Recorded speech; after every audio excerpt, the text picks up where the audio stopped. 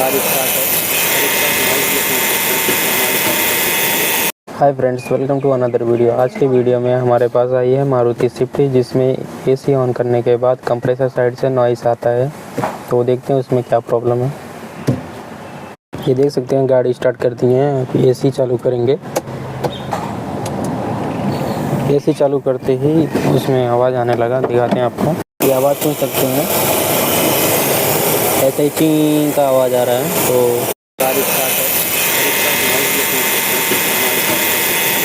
तो इसमें हम कंप्रेसर चेंज करने वाले हैं और कंप्रेसर के साथ कंडेंसर भी चेंज करेंगे। तो देख सकते हैं मीटर फिट किए हैं गैस निकालने के लिए, ताकि उसके बाद कंप्रेसर खोल लें और ऑयल ना निकले बाहर।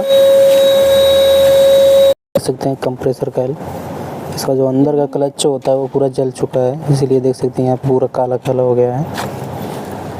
तो बेल्ट के साथ एक हाइडर पुल्ली आता है जिसमें साउंड है, तो हम इसे भी चेंज करेंगे। ये एसी कंडेंसर देख सकते हैं, इसको भी हम रिप्लेस करने वाले हैं।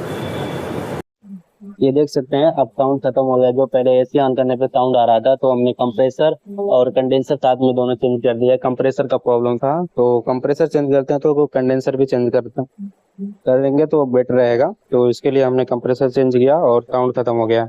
ये मीटर देखिए फिट किए हैं।